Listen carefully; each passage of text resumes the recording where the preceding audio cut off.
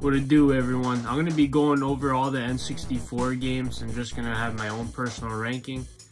Some of you might like it, some of y'all might not. Might be some hot takes. And second thing, before we get like right into it, just want to talk about like the other perks of the Plus expansion pack, as far as like Sega Genesis, any DLC, Animal Crossing, Splatoon 2, and Mario Kart. Like, yeah, they like make it more valuable, or like you still might not want it. Like it's $50 a year, but I'm not really gonna like talk about it. But I'll talk about it like quickly and briefly right now. Like the DLC for Mario Kart is great. I would have bought it on my own if it wasn't for N64.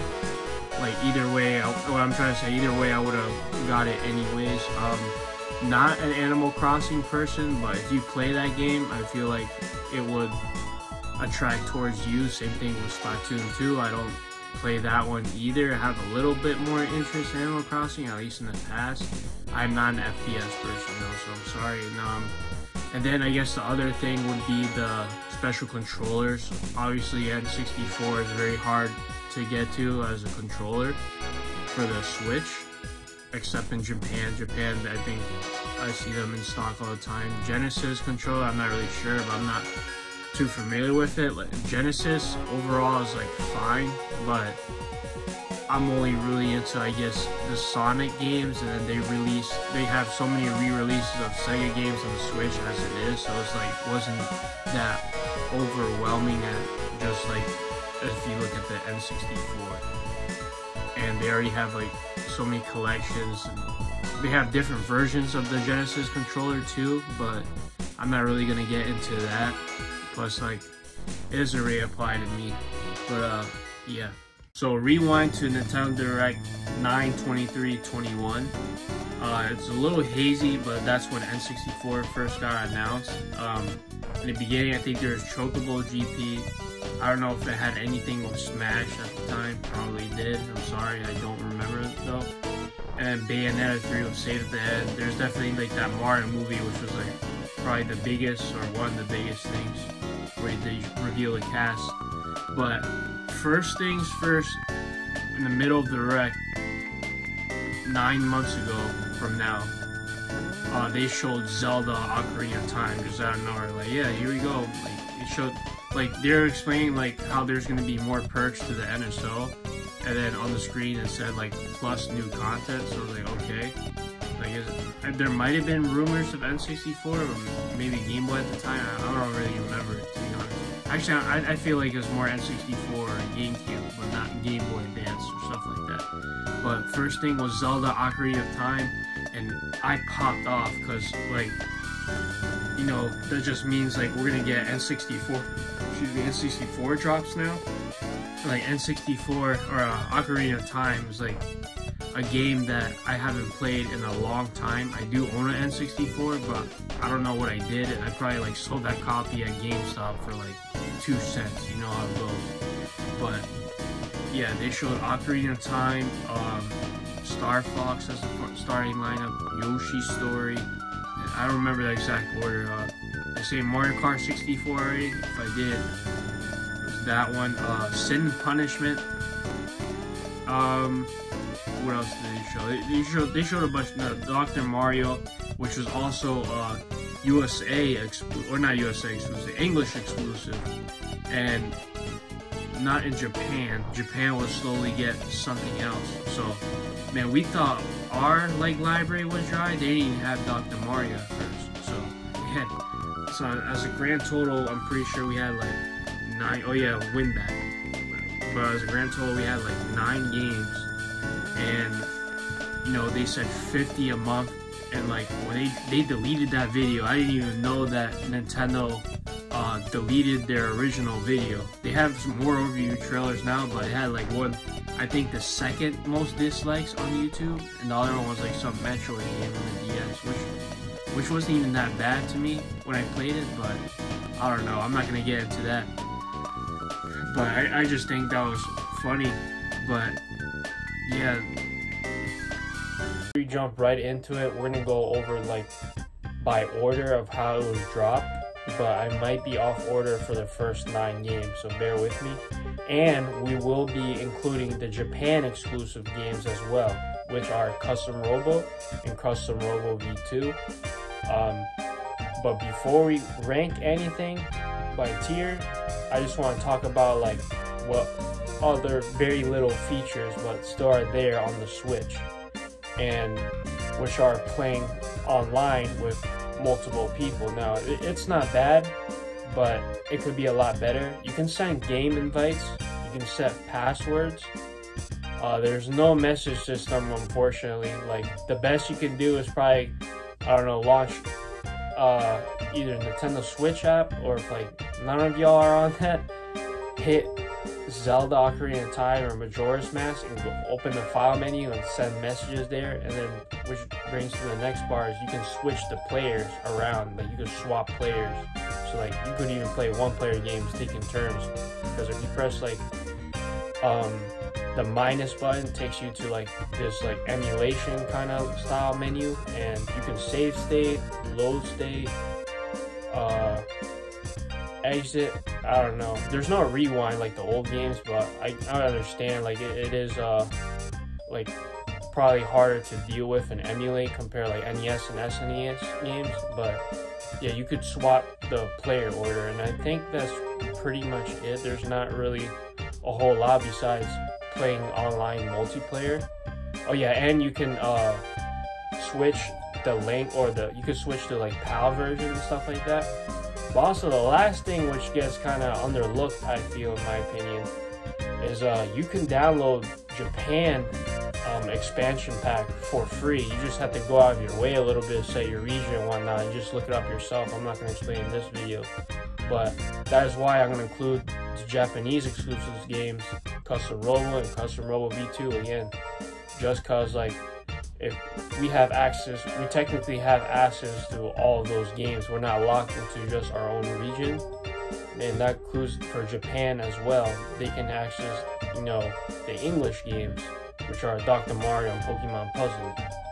So we actually have a decent N64 library, I guess, if you look at it like that. But it definitely could be a lot better, don't get me wrong. So the very first game on the list we started with is Zelda Ocarina of Time, right? Because that popped off. I mean, I popped off when I saw it. 9/23/21. You see Link, right? Galloping on his horse. You see a glimpse of the, like, you know, the old or the original menu, and then they don't really show too much after that, I think. But yeah, Ocarina of Time, it really stood the test of time. Like, you know, you get a ride on a horse, very open world, charming, that like polygon action, but it's just like you could go to so many places. You know, it's a very expansive like world that you can explore, and they have all these different dungeons. There's just a lot of positives. The music especially, this is what saved it from like me putting it on the lower tier. Not low, saying it's low, but I'll get to that in a second. But basically, like, you get the feel of playing an instrument. Like, all those songs just stick in your head more once you like learn it, and you don't even have to play like the songs that they want you to play. You could just mess around with it, and that's fun too. Like, not only do you have to follow objectives or choose not to follow objectives, just to like roam around and lose yourself and have fun, even though it might not be as big as games nowadays or Breath of the Wild, obviously, but it's definitely a start of a lot of stuff. And like, it's just, you use so many cool gadgets and everything. All the items he gets, the hook shot, the Megaton hammer, the optional Bigoron sword, all the different people. It's just like, it's amazing. The monsters you fight, it's intense when you fight, right? The gameplay, you know, I'm gonna get into some spoilers now, but it is an old game, so it is what it is. These are all old games, but you know, you fighting Gandalf at the end, it's cool. All these bosses, collecting medallions, whatnot. You already know what it is, but like the music, back to the music, it's just so cool. Like, all these different songs you learn, you know, kind of learning a new instrument, really, because that's a real life instrument, ocarina, even though it's a twist, you know, going back and forth in time, which is another fantastic thing. Like, it was mind-blowing to me, because I could never beat it. you know, on my own. I had a cousin help me who like been there, done that before the age of internet. Like I was like 6 years old playing that. I had it since I was like 3 from like my brother or someone whoever gave it to me. And I was stuck. As far as I got was like getting the ruby, you know, being the Dongle's cavern, and that was it. Maybe getting to the Zoro. I never went to like was it Lord Jabu-Jabu's belly? I never made it that far. It was just astounding to me that you could actually turn to adult, even though he's an adult in the beginning. But the negatives is just like the dungeons are really hard. It is, you know, it's gonna apply to all of these. It is old, and like once you know all the secrets and dungeons, like it makes it that much easier. But you know, a lot of these N64 games, they're like filled with glitches, and Ocarina of Time is not shy on that. And learning those glitches is so much fun. Whether like you're against, you know, I'm not gonna get into like the whole cheating aspect or whatever, but it's like cool to speedrun it or just even do fun glitches. Like, and a lot of them are easy, and that's the ones that I try to do. Like, I did this Ocarina of Time Door of Time skip in a playthrough a while back, and that was just so cool. So, yeah, but the negatives is just like, you know, there's some backtracking. The dungeons can be hard. I don't know, maybe Navi gets annoying. That's a little nitpicky. Like, hey, listen, you know. But yeah, I think I pretty much said everything about this game. It's really cool. Though, overall, I think I'll grade it. I was gonna put it in A tier, but it's gotta be an S tier just because the Ocarina. You gotta start in careers with the Ocarina. You know what I'm saying? There's no, I don't got statistics on that, but I don't know. I feel like that's definitely like something that, aside from like being all on 3D and whatnot, starting on the N64, making its way from the SNES and like those older games, it really set like a new gimmick, which really stood the test of time. So yeah, Zelda Ocarina of Time, S tier. Now, next game on the list that pretty much came second in the Direct is Mario 64. Now, if you're not aware, Mario 64 was released with the 3D All-Stars, but it was like the Shindu edition, so you couldn't do that like glitch, and he didn't say like, hold on, so long, Gay Bowser. Which was like one of the best parts of the game, and plus I want to finally like go back in the game learning that glitch. But you know, let's talk about the good first before we get into like maybe some of the cons. So like you get that like flying power up, you know, that sky hat, Metal Mario. You know, you get to explore into Peach's castle, that whole like jump in the pain, new world type of thing. Pretty cool. Kind of like wore off on me. This is where we kind of de-escalate, if that's even a word. Like after playing Mario 64 DS, you know, playing new characters, mini games, maybe I don't know what it is. Maybe Mario's like the stylist in the beginning. Like instead of just playing with his face, you get to like mess around and draw. I don't know. There's like a lot of stuff changed, not just like aesthetically, but like gameplay too. Like in the main portion of the game, like there's the puzzles are like done somewhat differently due to like the different abilities, and I don't know, maybe just being like Yoshi, Wario, and Luigi too, with all their different like abilities or the way they move, like made the experience even better. When I come back to 64, it's not as great to me in my opinion. So I don't know if it's an old game or if it has to do with those two things. It was a bit harder, I will admit, but not in the best way, like challenging wise, like what am I supposed to do exactly kind of way. Like for example, I think it was like the airship, or like where you first find the owl. I'm not sure. There's like more puzzles that I just wasn't sure about. But then again, I don't think I got 100%ed Mario 64 DS either. I think I just made it to beat Bowser, but still a decent game. Other than those reasons, you know, it's still pretty much the same, but it's like it just feels different. I don't know if it's not smooth, but yeah, I don't got too much to say since I didn't like play too much on 3D All-Stars, even though I got it. I used to like really love it back in the day though, like probably like when Smash Melee was out, that gives you somewhat of a time frame.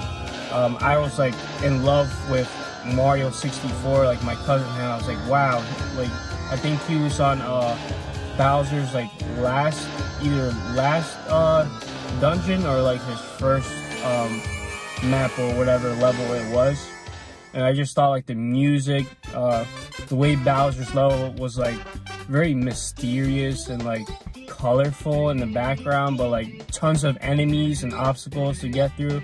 You know, it's definitely a cool platformer, but it's something that like I kind of get like a little bored at times. Like I'm not gonna be like addicted to it as much as other games. Like, and I used to be addicted to it on the Wii too. Like even after DS, I still like playing it on the Wii, but it's just like the thing about these 64 games is it got re-released a lot, and like so it was on Wii, it was on Wii U, I'm pretty sure, like Virtual Console, and then 3D All-Stars, and then the Switch, and then I already have it on 64 Japan. I mean, if it was that good, right, for me, like it wouldn't matter how many times it got re-released. But yeah, this one I'm gonna have to give it a B tier.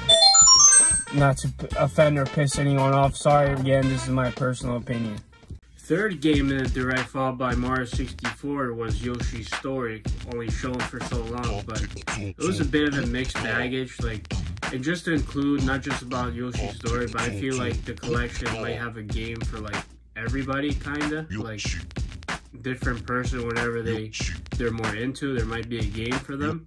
So Yoshi's Story might be, this is like a little more on the niche side in my opinion, but the graphics is pretty cool. It has that like children's book style. The soundtrack is decent, but you know, there's always like that Yoshi like sing-along thing, which is cute, you know, makes you feel like you're young, especially with the pop open book, which is nice too. Like those designs and aspects are like kind of genius in my opinion, like how that's done. But level design and like difficulty, it definitely can be kind of hard eventually. There is some backtracking because like you're supposed to get certain fruit just to complete a level.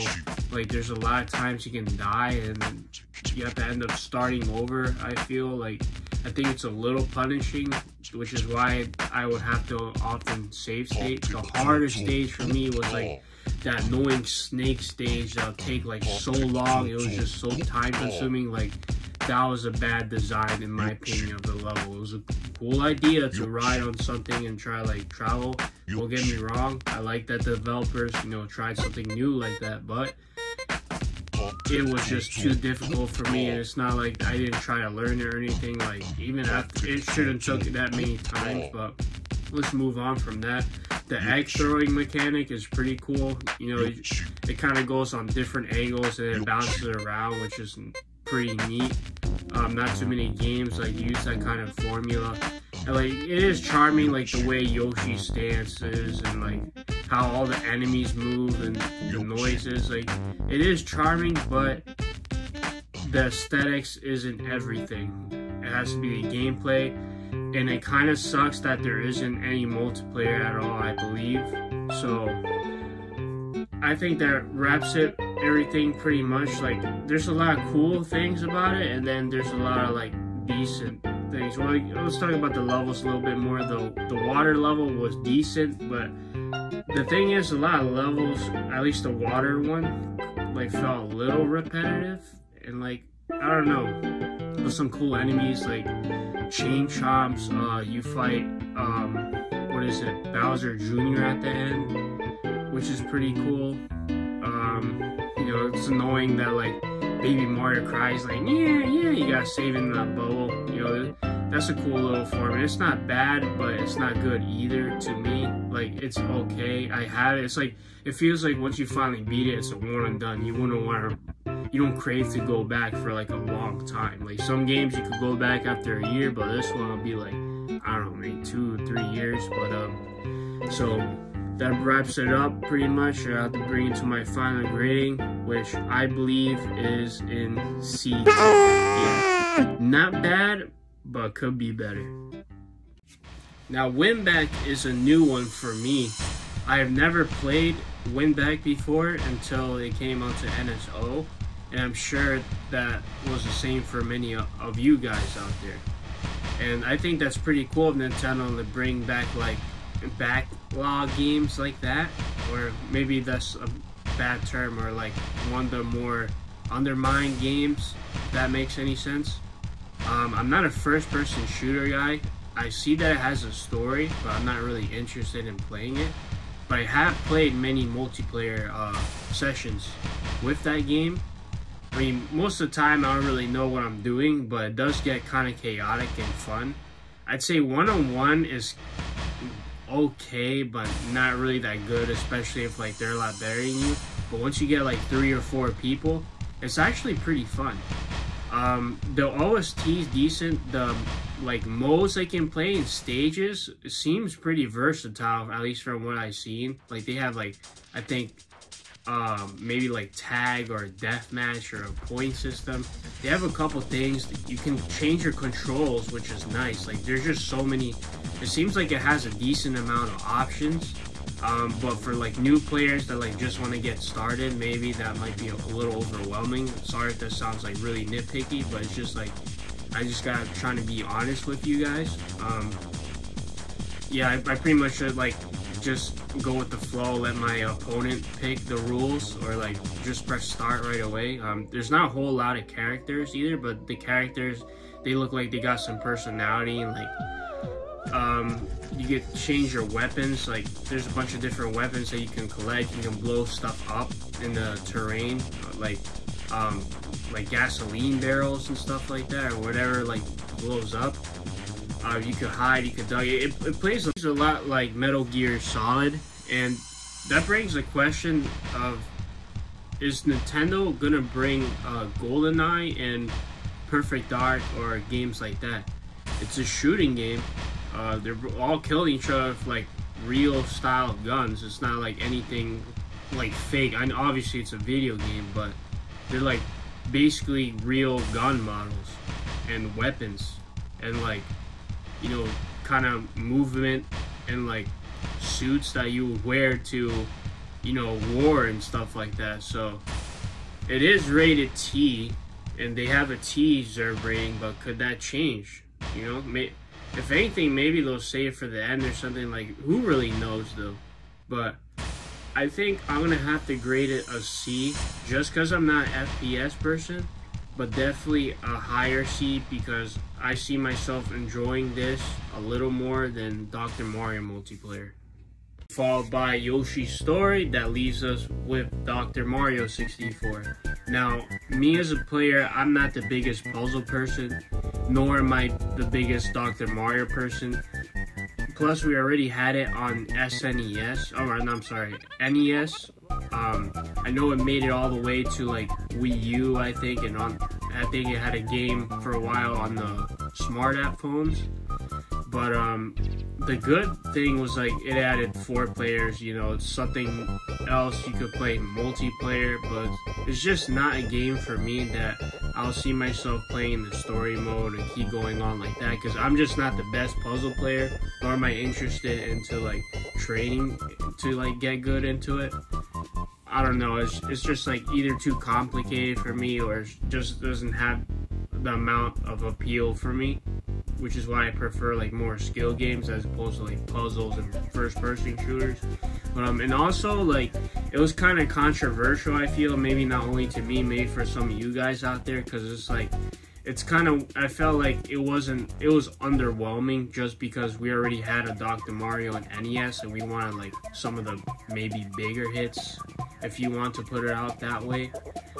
But it's not bad, and it's decent to this day to go back and play with online friends if you want to take a break from whatever else was in the library, because there's only so many games in the library to me. So it's not bad, especially 4 people at the same time. You know, you can have teams or free-for-all, so it's pretty cool. It's like it gets a little chaotic, but it's nothing like that special and like that you would play for that long. I mean, they should have like a Puyo 4 player or something. I don't know if they had it on the 64, or maybe that's something in Japan we'll get, but I don't even know if the Puyo games for N64 in Japan had 4 players either. But yeah, just cause I'm not the biggest puzzle guy doesn't bring like that much new things, I'm gonna have to, before I grade it, let's talk about the OST real quick.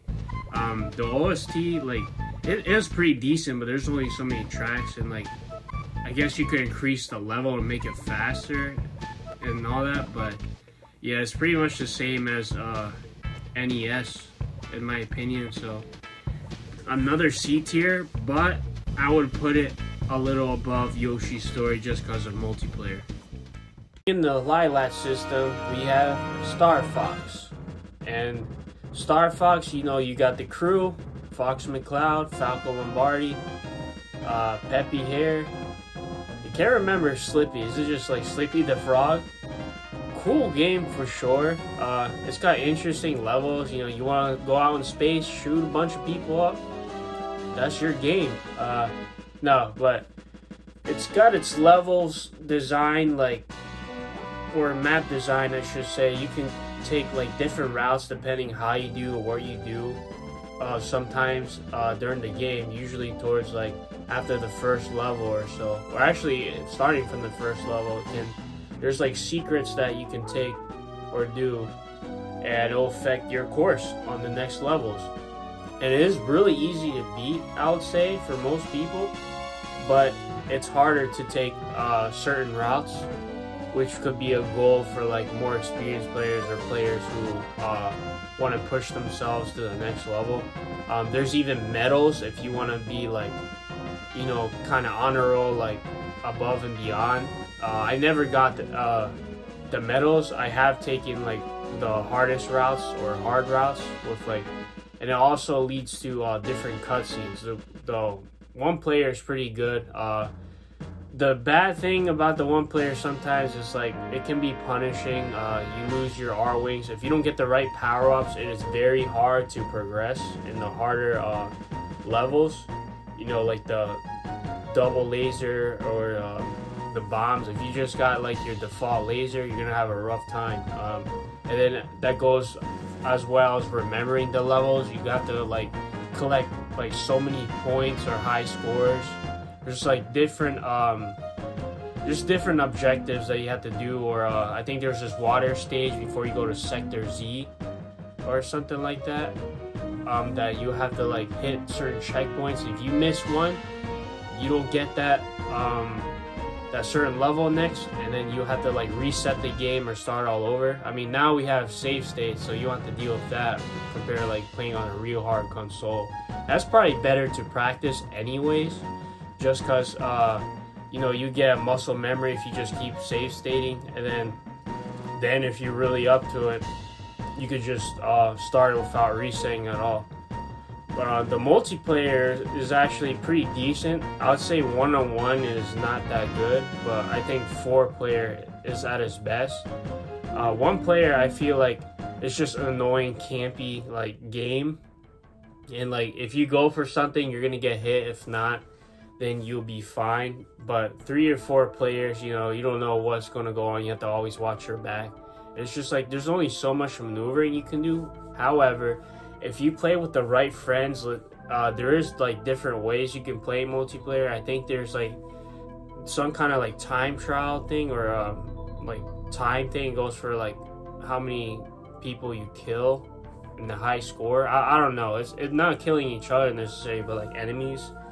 But also like maybe if you wanted friends to just like go on foot, like everyone's on foot one game or everyone's on a tank, I think you can mix it up a little bit.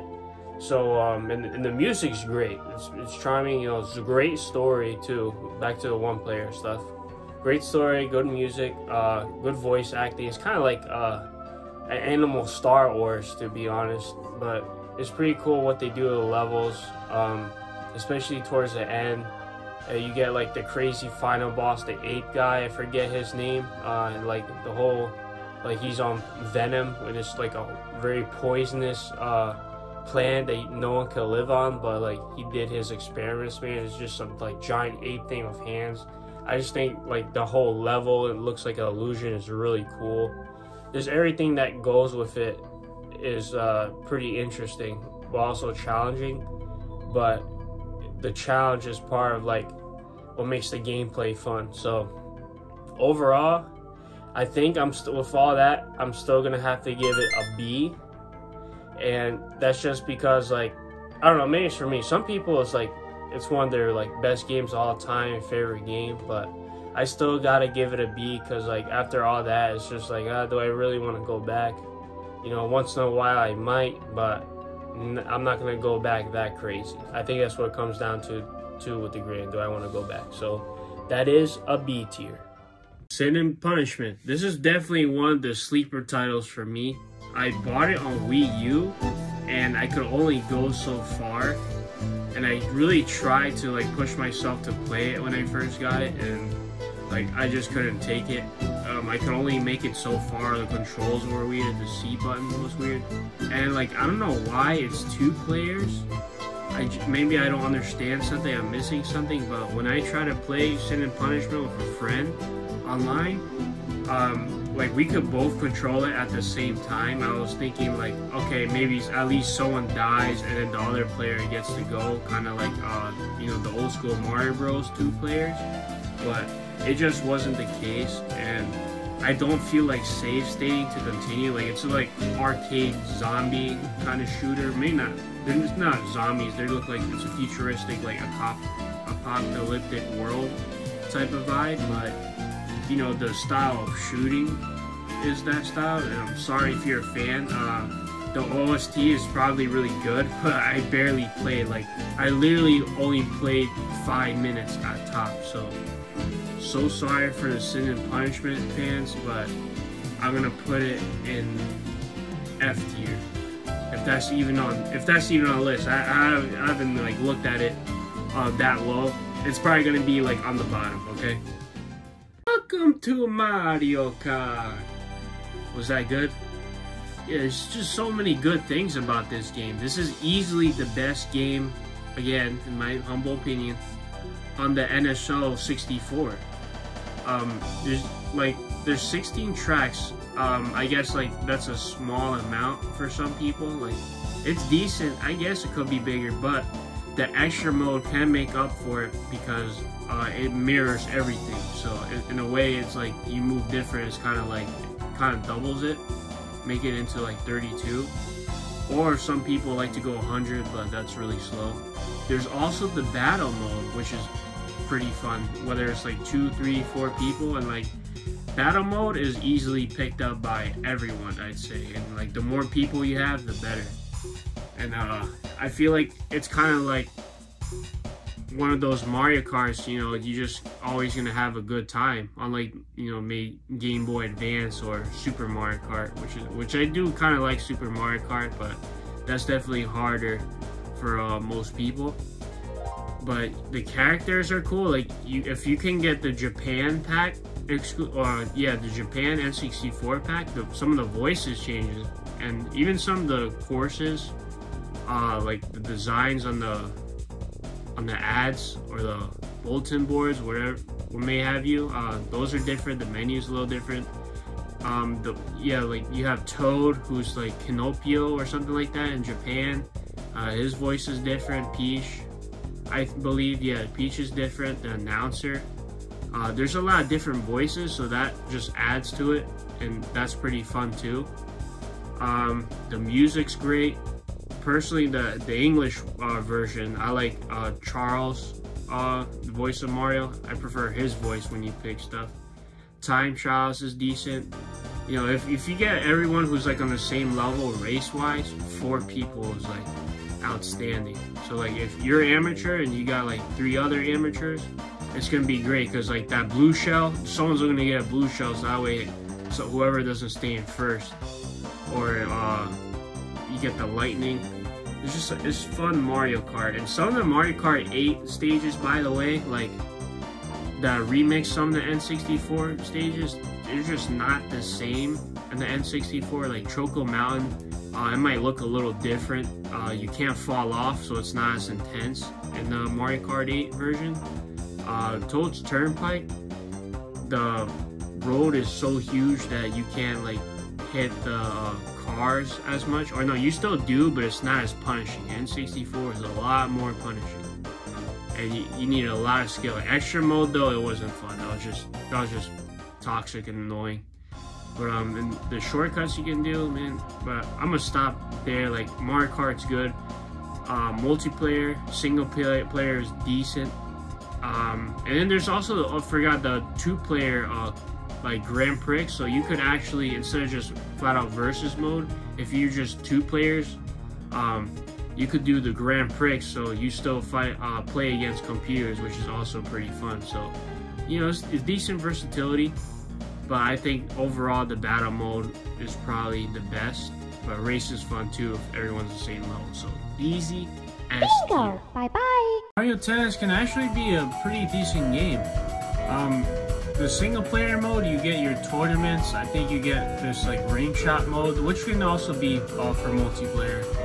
The tournaments are okay, but to be honest, they got a little stale for me and a little bit tough.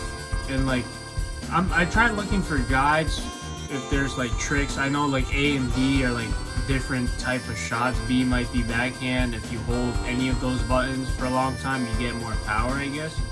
But other than that, there's doesn't seem to be like a lot of techniques. The courts are, I guess, different too. Some are like flat or softer than others.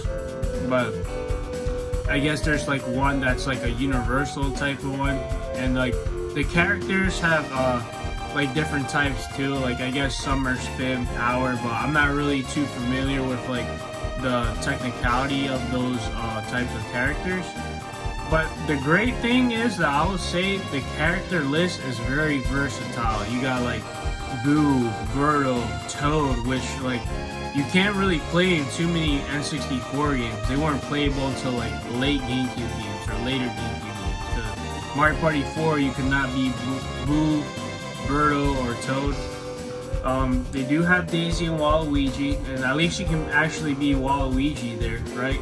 On the NSO. That's like the only game, because I don't even think Waluigi's on Mario Golf. I could be wrong on that, but which is weird. But anyways, the multiplayer is pretty decent as well. Well, actually before that, I think there's just like Piranha Plant mode type of mode, and basically it just like chucks 150 balls to you, and like the goal is to like never miss one. So that's like a decent training, kind of laid back leisure mode if you just want to like, I don't know, just a different style of play. But back to the multiplayer mode, it's actually pretty decent. You know, you get your doubles, so you get 4 people. I prefer it more than Mario Golf, I'll say. I used to really want Mario Tennis, especially on the N64, but especially after like renting it a bunch of times. Well, not renting that game, but renting Mario Power Tennis, I think it was called, for the GameCube, which is really fun, and especially if you added like the special moves everyone had. But I don't think you really do that. I could be wrong, maybe everyone has a special move. But it's a little hazy in the N64. But the Bowser mode for multiplayer is great. The stage or the court was kind of like weird because it was like all tilted. Depending on how you step on it, you kind of like slide off. It has Bowser's theme, I think, playing from Mario 64, which is cool.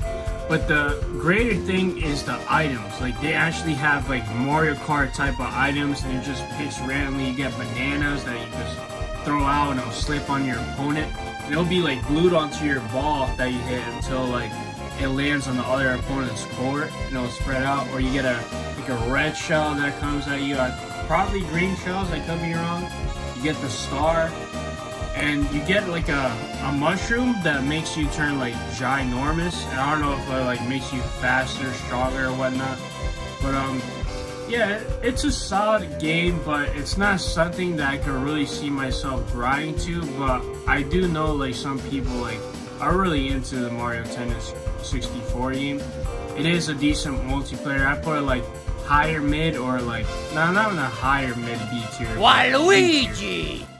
Super Mario, one of the first to set off the Mario Junior RPGs, but not the first one, I'd say. It'll be the first for a paper, but not the first to start the Junior RPGs, because that'll belong to Super Mario RPG and the Legend of the 7 Stars, was it? I don't know. But it's a really good game. You know, you got that paper atmosphere, classic dialogue in there, and it's on the N64. You get your turn-based action-packed goodness in the game.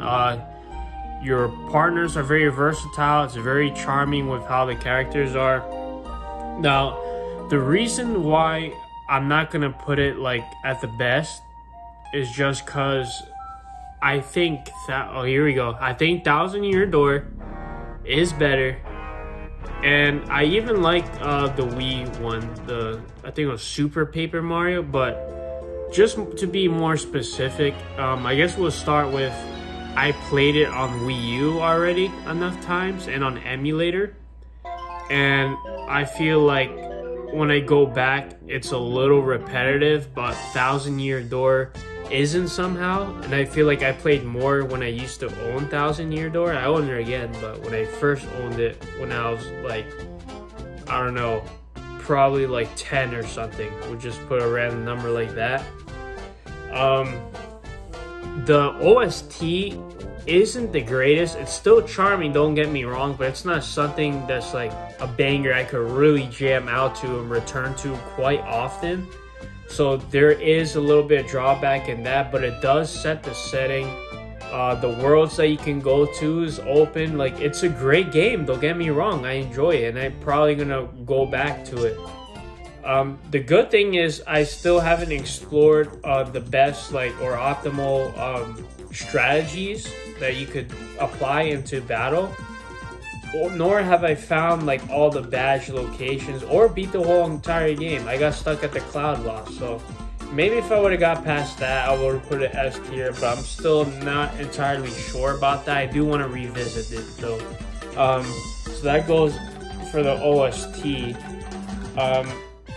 The action in terms of battle is not the craziest either. Like Thousand Year Door, just that stylish thing, and the super guards where you press B and you could like counter a hit and actually do damage towards your enemy, or just neglect damage entirely, was beautiful. The OST was hype. The crowd, like, it really felt like, you know, thrilling.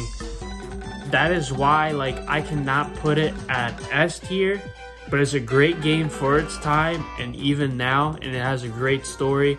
So I'm gonna have to leave Paper Mario at A tier. Yeah, BanjoKazooie is definitely a unique type of game. I mean, yes, it's a 3D platformer again, but what they have you doing, like controlling Banjo and Kazooie, is really nothing. You can't really compare it to too much stuff nowadays, except I guess like Jack and Dexter, or maybe like that ukulele game, but even though that was inspired by Banjo, not Jack and Dexter, but I guess there's some duo games, but still, for the N64 and its time, and even to this day, and people still wanting BanjoKazooie back to like its original form, including myself, is definitely one of the best games out there of all time, probably. Maybe not for me, but for many others, I'm sure. And just having Rare back with all the rights going on nowadays, and especially included in the NSO and on Switch, is amazing, since he was gone for like most of Nintendo's life. Like, it was probably had like a little game on the Game Boy, and even then that was a long time ago. But I grew up with Banjo on the N64 as well. I'm pretty sure I used to have Tooie, but I was just a little kid at the time, so I didn't know how to like play that good. I kind of hope that gets on there too. Plus the multiplayer shooting mini games that you could have. You could collect like 100 what is it? Jiggies? I guess those are like the term for puzzle pieces in that game, or what they're called, and then you create a new world on the puzzle board that you can actually dive into, just like Mario 64. And I guess that's one of the similar parts of BanjoKazooie, how you can go into a different world in a way, like, you know, dive into a painting. But yeah, it does punish you a little hard, and it can be hard to find every single one, especially if you're missing like one or two pieces. You're like, okay, where the heck did I not look?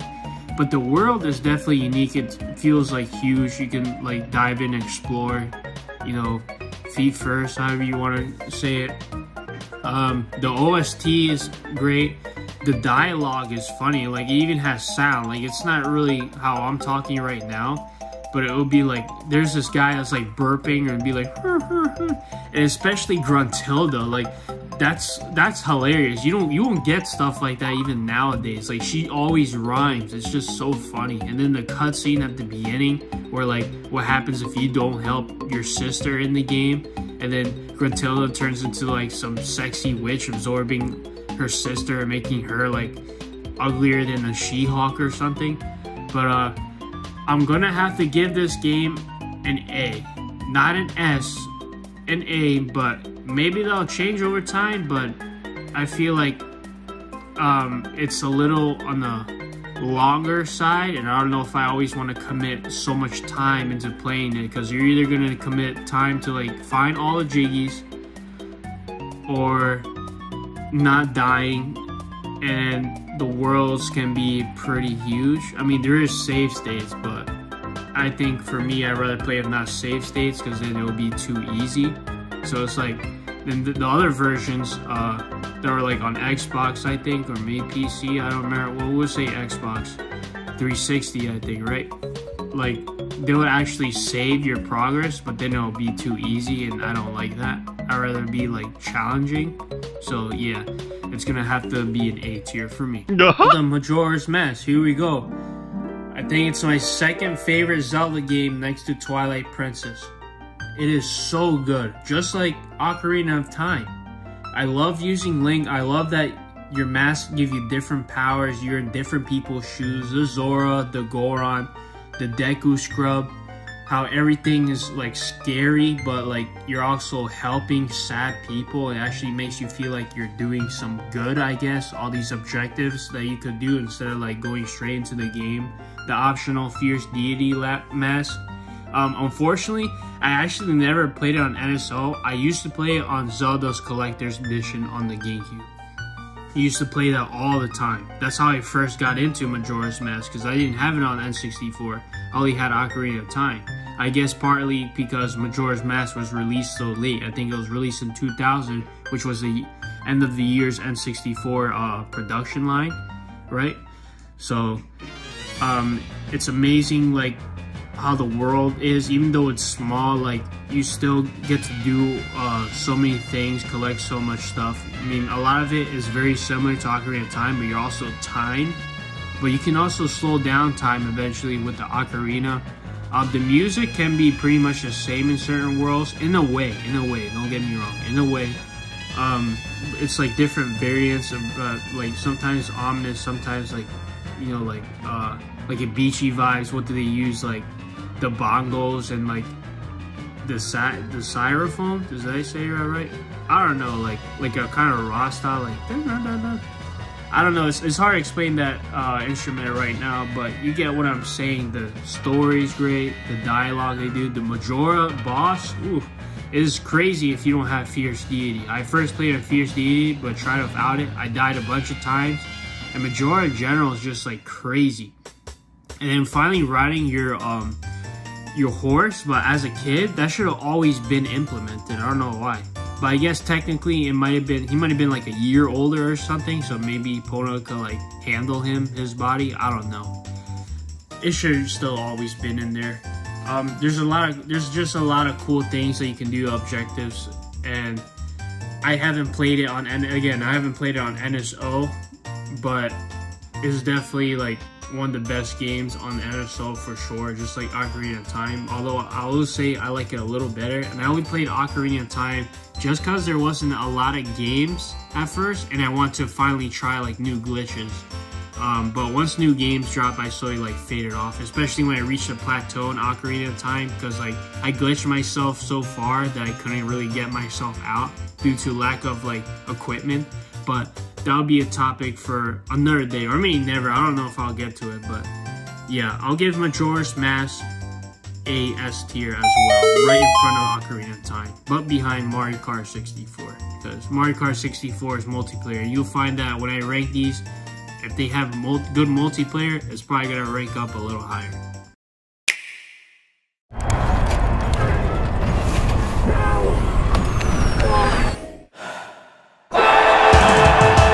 FZero X, I love how Nintendo made the trailer in the beginning. That was really cool. F-Zero deserves to be back. I know it didn't have the best sales, right? But I still really like loved it, what they did with everything, you know, especially Captain Falcon, like the Falcon Punch being so popular in Smash Bros. And then that slowly like paved the way for maybe some more people to get into the franchise. I know I always want to get into it, but there's no way I could have got into it at my age and skill level with lack of internet back in the day. But definitely nowadays, I guess you can. I'm still not a good F-Zero X player though, I will say. I did learn to play F-Zero GX and then the GP Legend Climax. Not Velocity. There's still some F-Zero games I still suck at. And the first one I sucked at too. I'm still not like the best at that one. They're pretty, F-Zero in general is a pretty hard game. Maybe if you could pick up a formula like the Fast RMX series where you like change colors and get lights or something like that, that's actually pretty cool. I'm sure they got their ideas based off of F-Zero.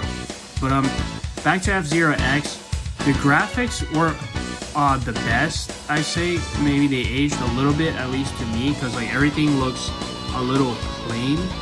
But I'm sure back in the day I would have really appreciated like all the polygons, how they look, how everyone started off. Like the controls are like, they're okay. I guess they're pretty much the same to most F-Zero games, although like I do find it harder to just pull off wins once you get into like the expert cups, I think it is, and then flying off, or like just being in like such a low place. Like it used to be easier to like get, or it's easier for me to get first once I learned like the tracks and the strats for GX, or at least like better places and dying less. But even it seems like F-Zero X, no matter which vehicle I use, I still can't like get the expert mode. But still, I played on every level due to like that cheat.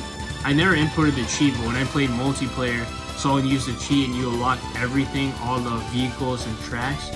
The Rainbow Road one was intense, but that was definitely like one of the best memorable stages on that game. That's pretty cool. I guess Nintendo, the EAD team, whoever thought of it, Rainbow Road is genius. Genius track design idea, whatever you want to call it. Yeah, there's not really too much you can do. You just race. There is death race, I think it is, death match. You try to like KO everybody, do that little spinning thing. Like the attacking opponents didn't really like do that much unless it's like a really slippery stage, at least in multiplayer. But it's crazy what the speedrunners do, like how they go like so far off track and to try to like take shortcuts and all that. I could never pull that off. One of my favorite vehicles is Blood Falcon. He's really cool. Or the, what is it? Or they call him Hellhawk in Japan, or Hell Falcon. It's so cool how he's like a clone. Like I'm not sure if there's like enough story in that game based on the characters. There might be when you win or something, but I'm not too familiar with it just because like I couldn't really beat it like that. But I'm gonna have to give F-Zero X another high C tier. Actually, no, a low B tier. It's gonna be a low B tier. I feel like C would be too bad. Like I would rather play F-Zero X than Dr. Mario or Winback, just cause like I still like racing and it's better with like more people on my level. So yeah, B tier. Golf is a huge mixed baggage with me. There's a lot of stuff to do, but it's also a very long game, and combined with playing online, your connection is going to affect how you shoot your shots, which you must be very precise if you want to be accurate enough most of the time. They have different ways you can shoot, so we'll start with you know, the normal one, which I think is green. Then you got like middle, which is like yellow, or I'm not too familiar with the color coding. I know red's definitely power. And then they have a mini golf mode, which is cool. You can like bounce off the walls, or you can even fly off a course for a shortcut if you shoot it correctly. And I personally feel like that's the more like easy route to go, and better for friends who aren't familiar with Marigolf to pick it up. I used to grow up with, or I had this game, or I still have this game, I believe. It's one of the games that I just went to a lot, but just because I didn't have a whole lot in my game library to begin with. And it was hard to try to unlock everyone. I got stuck, I believe, at Wario, and you just had to be like so on point with everything and like using the wind. Like there's many things you have to look at, like the wind, or if you press Z, you could like slightly adjust how you shoot the angle of your ball. The course, what your guy is or girl, their character, like how far they can shoot, what's their power. All applies to your shots and how well you do and how you score. There's a scoring system too, so you try to like beat your friends. I guess that's in every golf game and golf in general.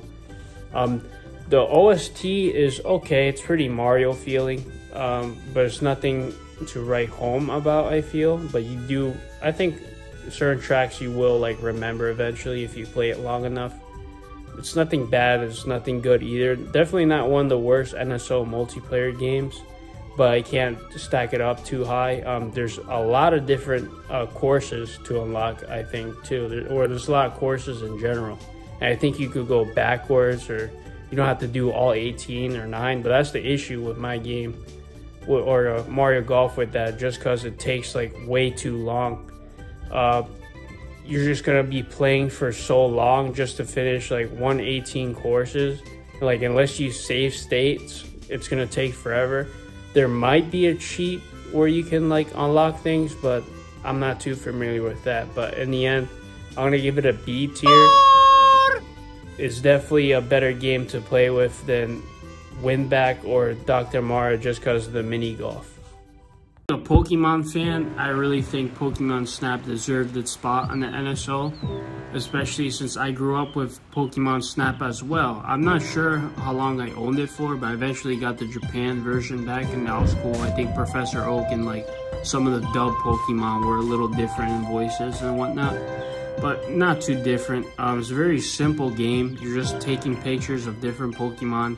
You do get items later like apples so they can fall and eat it, or like this green item, I think, that like kind of like pushes them or damages them. It's like some smoke ball type of item, and that can push them, help them evolve. Just certain things like that. The worlds are pretty cool. The only gripe, and some of you already know what I'm getting at, is the game overall is pretty short. There's not too many worlds you can go to, but what is there and what type of Pokemon they have living together, it really feels like cool in that like you go up close, kind of like you're like a tourist in the Amazon jungle or something like that.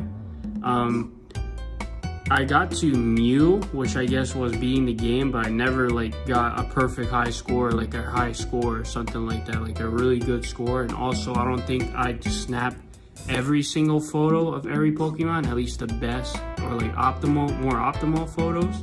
So there's always that in a challenge. But and it also leads people to like ask where's Pokemon Stadium 1 and 2 at. But yeah, I haven't played it on NSO either since I had it on Japan, but I feel like it's simple enough and fun enough for you to always go back from time to time. So I'm gonna give this one like a high B tier. Predicted Pokemon Puzzle League was coming, just because when I found out Custom Robo was releasing in Japan only, I knew that English NSO would get something popular, and that was my very first choice, just because it fit the multiplayer. It had Pokemon, which a lot of people liked, so it could draw more people in to get NSO, and I think it was somewhat popular once I like saw people online wanting that game. And even I think back in the day, like it just has some anime references. Well, it has a lot of anime to start with the voices, the characters are all from the English dub of Pokemon. And then you get your 3D modes, just different modes that you can play around with besides Panel de Pon. I'm not sure exactly what Panel de Pon has, but it's just like Panel de Pon Pokemon basically. But it's really cool, and like even the soundtracks, like they have their own kind of soundtrack, but it's a lot based off of the anime. And the anime season 1 and 2, like the Canon Johto, was like, I was all about it back in the day. I was all about that anime OST, like the Pokemon rap, dancing in like the city with like Brock and like maybe Nurse Joy, like Team Rocket. I don't know. That was my childhood. So, but playing the game is not like, I'm not a good puzzle player. I'm not a puzzle guy, as I said before with Dr. Mario. But this one's pretty decent. The only drawback is like, why isn't it 4 players in some capacity? Just because it's on the N64. I thought it was 4 players. It was 2. But overall, a decent game. I have not played it on NSO yet. I probably will. It's a decent choice to pick. So I'll probably give this like a mid-B tier, maybe probably mid-B tier game.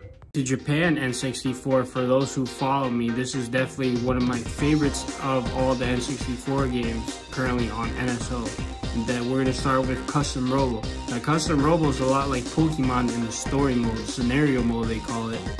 And so junior RPG style, like Pokemon, you go around battling a lot of people instead of battling like, I guess, Custom Robo battle. Well, it's still battles, but you customize all your parts from your left arm, I think it's your bomb, your right arm, your guns. Your back deploys pods out, and it's like little minion robots, I guess, that attack people. And then your legs, which can make you faster or risk speed for more height, or longer air dashes, which is like moving in the air instead of just like a slow jump. There's different aspects to it, but then at the end, and falling back to the scenario mode, you have to defeat an evil organization, kind of like Team Rocket, except they're called Dark Dread. But their robots are like on steroids. They have enhanced parts, but the drawback in the story, if they have the safety switch off, then they get knocked out instead of just being like mentally exhausted like most battles. And after you defeat the evil organization, you try and go in this like championship tournament, and you have to defeat the 3-time year championship Mamoru. The reason I know like some of the stories, not only by watching like other custom role videos, but they did release an English patch for a mod for the emulator. So if you're interested, go try that. But definitely go try Custom Robo if you have the N64 expansion pack. It's completely free. But anyways, back on topic. Now there is a arcade mode, and they go by classes, legend class being the highest ranked difficulty. And some of them, there's not really a story to it, but some of them will have illegal parts or just like difficult combos and AI, and it'll be really intense matches. It really shows you, like, it'll up your game on how to play Custom Robo exactly. But the thing about Custom Robo is like, it can always feel different depending on what stage you're on, what your customization is versus your opponent's customization. And the fact that you can always change it to different things will always make that match feel different. However, being one-on-one, it can feel like you're outmatched, or you completely outmatch the other opponent depending what customizations you have. Really, mostly, I think it can depend on the gun versus gun. So maybe you have a short distance, the other one has a really long distance. It can be hard to win for the short distance person. It just depends. But that's why in V2 they have tag battle, but we're not going to talk about that right now. And they also let you do random builds, like as a random generator, I guess. Like it's kind of like a dice block. You hold A and Z, and then it randomly picks a stage, and then it randomly picks a custom build for you. Personally, I recommend this for friends, and I like to turn illegal parts on since most of them are like really that broken, or you can pull it off still. It's not like, yeah, it's not completely broken, as long as it depends what you have, and even then your opponent could still manage the W and still be okay. It's really not that broken. But in this aspect, picking everything random is great for friendlies, great for new people, and great to just mess around. It kind of gives that Smash Bros feeling where like there's a bunch of variables like item stages and character matchups. So it's pretty good, and definitely one of my favorite games, as I said. So it's an easy S tier. Robo V2, or some people just call it flat out V2, is pretty much the same thing as the first custom robo, although you're a new protagonist. You're kind of in the same area, but I think you're in a different area, probably still in Japan. You get new companions. You win a custom robo from a raffle. It's kind of like a newer model. It's a Ray MK2 or just Ray 2, I forget. But pretty much another Shining Fighter. A little bit added soundtracks, more added parts, a little bit more stages. I don't think there's a whole lot of stages, but and new story, but it's kind of the same thing, except there are a lot more days. I think it's in like the 20s now, so, and the battles can feel a little exhausting and overwhelming, since like it feels like sometimes you're just going back to battles, even though there's a language barrier. I forgot to say that too, like the language barrier can affect like how you feel about the gameplay. You might be stuck, but if you talk basically to all the important people first, or sometimes they want you to talk to everybody, or even like when your partner gives you like these tutorial messages, you gotta know the cues to just say no, so he doesn't keep repeating himself. Other than that, you're pretty good. You can test your parts too. I also forgot to mention, if you customize and then just press a start button before you battle, but while you like click on one of your parts or something like that, you can just test out all your parts, so that way you know what you're gonna actually use in battle before you go in. And you can check the Holocene, which is what they call the stages, and then you can even check your opponent. But I guess I left that out just because I didn't want to like take too much time talking about it and not trying to do a review or anything like that. But yeah, it's pretty much the same thing, but a little smoother and more added features, especially the tag feature, which is the biggest thing. But you can't visually see what your parts look like. I might do a video in the future, like numbering maybe every part, so that way you could number every, like from robo to your feet. Like you could just think of numbers to scroll down on, or like to move by. That way you kind of visualize what parts, or like maybe I could make a list under the description of the video, so that way you know which exact parts you want. But yeah, but you still should be able to randomize your build, so tag battle randoms will still be a fun thing to do while playing NSO, and it definitely gets an S tier from me again. Our final game up to this time of making the video is Wave Race. Now Wave Race 64, I had trouble. I got it probably like 4 or 5 years ago or something like that. The Japan version, I tried to learn it my best with, I think it was Akira or something like that, whoever the pink wave racer was, but I just couldn't pull it off. I found out like her stats were the worst in the game, but I also probably didn't set it up optimally, and I think you could set it up just like the other 2 racers besides the heavy guy. But I actually seen people make decent progress with that character, and even like whoop me online, because I already played online. But the courses, like it has a high skill ceiling, but all you gotta do is look up some guides. You have to tap B a lot, which I had no idea back then to do. And also there's certain ways where like you have to let go of the B button. Well, like Z is to accelerate, and then tapping B sticks you to the water since it's a brake, and it actually boosts your speed. But every time you bounce off the wave, you want to let go of the B button. It's basically just that combined with memorizing the courses, and they have reverse too. Expert, like it can be really annoying because of how brutal. Like expert and reverse are like the 150cc in mirror mode of Wave Race, except reverse is actually racing it backwards. It's not really mirrored, so I guess that's why it makes sense reverse. I don't know why I keep thinking mirrored. I guess just because of how much Mario Kart I played, but it actually grew on me. And I think it's like a really great game, but like the thing that caught me off guard, it was by EAD, which made like FZero X, 1080 snowboarding, which I also like, Mario Kart. So I was like, cool, maybe I could probably pick up this game easy. I definitely picked it up easier than FZero X, but it is a high skill gap, and like you really have to put the work in to like learn it. But eventually you're gonna be like, okay, well, like once you get all the time trials or like save states and really practice, it's gonna come to you, and it's gonna be probably like burned in your memory and be a lot like smoother.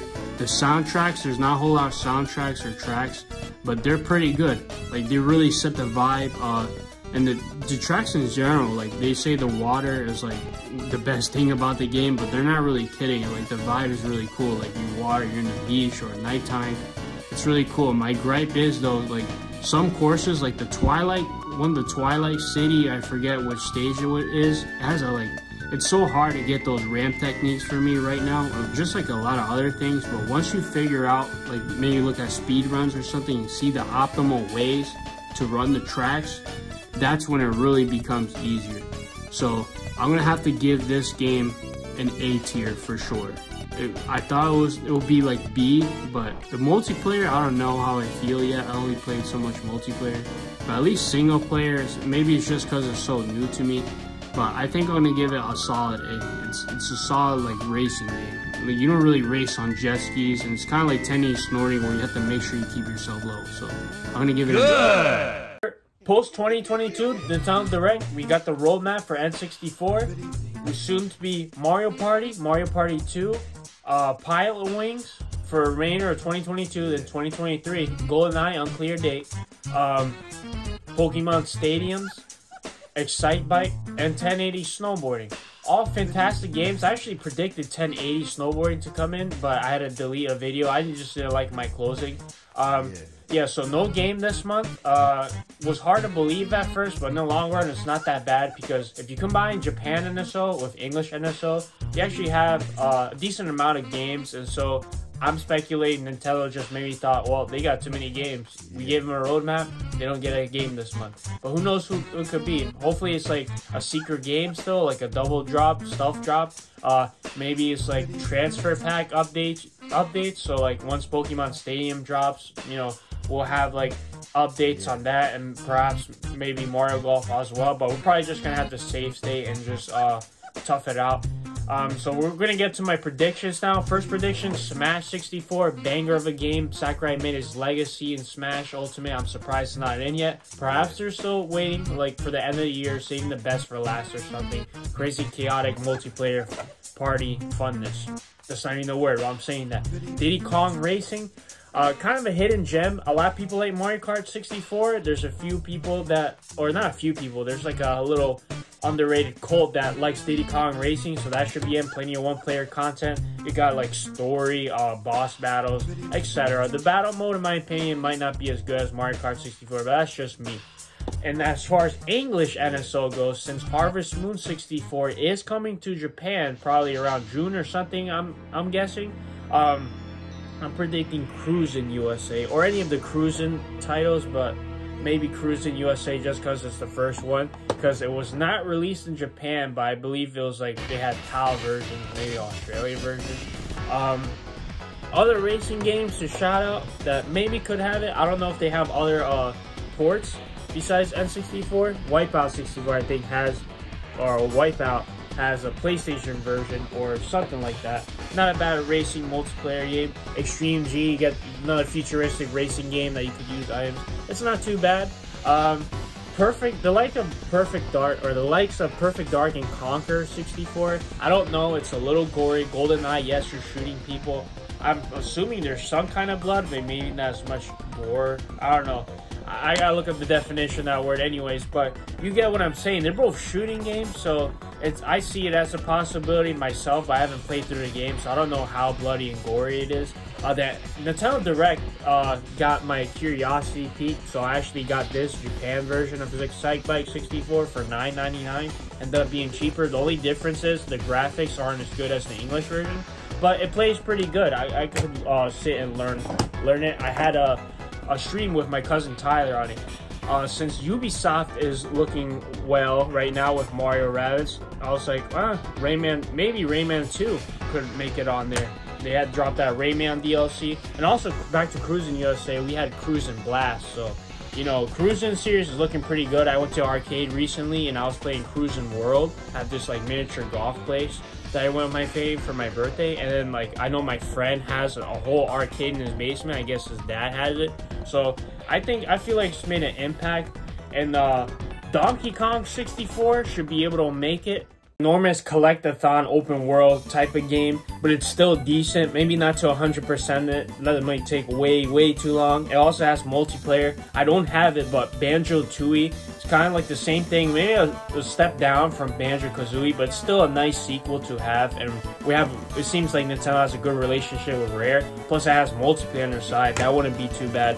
I would like to see Bomberman 64.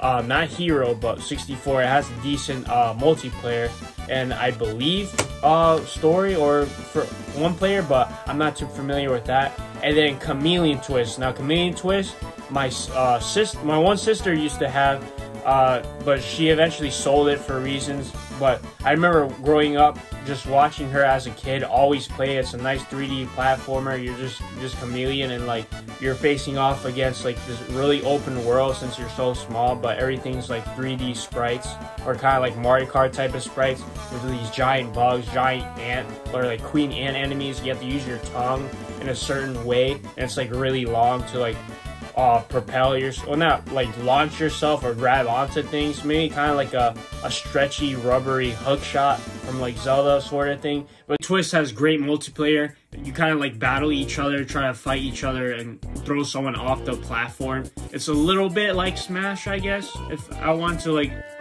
familiarize it. But yeah, and Nintendo, I hope they just like make more of these, you know. They sell well in Japan, but not overseas. They kept getting sold out. Maybe have some color variants. Like, what happened to that? The whole gray controller, like, used to be so hyped just getting like a red or green one, or like neon ones. Or just like maybe make a physical transfer pack to help with like Mario Golf, Pokemon Stadiums, and like maybe some other games. Probably mainly Pokemon Stadiums though. That sensation of like playing Game Boy games and those real Game Boy, transferring all your Pokemon, trading items, stuff like that. But it might not happen. We might have to save state. It is what it is. But yeah, that pretty much just wrap things up, or like maybe some message system if Nintendo wants to do that. But anything to like make use of that 1 month, even it doesn't have to be right away. It could be in the long run. But follow my Twitter, my YouTube, my Twitch. It's all the same thing. If y'all want to give a like, it's all WinScar for like the usernames. But yeah, any comments, questions, or concerns, leave it down below in the comments section, and I'll see you guys next time. See ya.